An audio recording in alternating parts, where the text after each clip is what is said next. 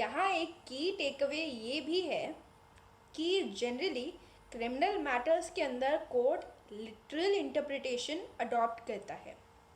Liberal interpretation सिर्फ उन्हीं matters में की जाती है जहाँ पे एक बेनिफिशियल प्रोविज़न हो या कोर्ट अक्यूज्ड के राइट्स को सेफगार्ड कर रहा हो।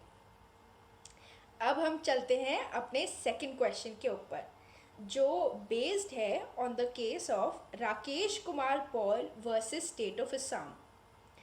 यहाँ ये क्वेश्चन अराइज हुआ था कि मैक्सिमम और मिनिमम 10 इयर्स इम्प्रिजनमेंट के साथ में ये वर्ड्स जब जुड़ जाते हैं तो इनका डिफ़ॉल्ट बेल के ऊपर क्या इम्प्लिकेशन होता है।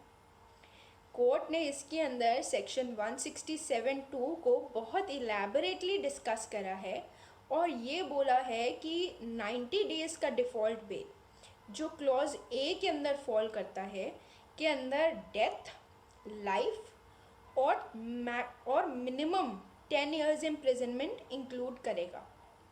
यानी जहाँ कोर्ट के पास डिस्क्रिशन नहीं है कि वो 10 इयर्स से कम इम्प्रिजनमेंट दे सके, सिर्फ उन्हीं मैटर्स के अंदर डिफ़ॉल्ट बेल 90 डेज़ की होगी, जहाँ और 60 डेज़ की default bell rest of the matters के अंदर होगी, which includes a case where offense is punishable with maximum of 10 years imprisonment but there is no minimum imprisonment provided।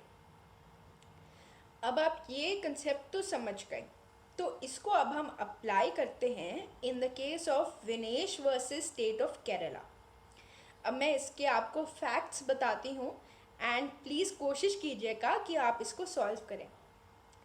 Facts हैं कि इस केस के अंदर जो अक्यूज था he was charged with attempt to rape, तो section 511 read with section 376 of the IPC यहाँ पे रेलिवेंट थे। After being arrested and being in custody the accused sought default bail after 60 days of custody. यहाँ पे हम मान के चलेंगे कि चार्जशीट फाइल नहीं हुई थी, तो इस केस के अंदर आप क्या डिसाइड करेंगे, क्या उसे डिफ़ॉल्ट बेल मिलनी चाहिए या नहीं मिलनी चाहिए। तो यहाँ पे रेलेवेंट होते हैं सेक्शन 511 एंड सेक्शन 376। 511 के अंदर ये प्रोवाइडेड है कि half of the maximum punishment और हाफ ऑफ लाइफ इम्प्रिजनमेंट। अब आप करेंगे हाफ ऑफ लाइफ इम्प्रिजनमेंट कैसे हो सकता है, लाइफ इम्प्रिजनमेंट तो reminder of the natural life होना चाहिए, बट यहाँ पे रेलेवेंट है सेक्शन 57 ऑफ आईपीसी, जो हमें कहता है कि जब भी हमें फ्रैक्शन करना हो ऑफ लाइफ इम्प्रिजनमेंट तो ये डीम किया जाता है that it is for 20 years. तो हाफ ऑफ 20 ईयर्स हो गया 10 ईयर्स। अब 10 इयर्स के मैटर के अंदर क्या हमें 60 डेज़ की इम्प्रिजनमेंट देनी है for the purposes of default bell, क्या वो 60 डेज़ का पीरियड कंप्यूट होगा या 90 डेज़ का।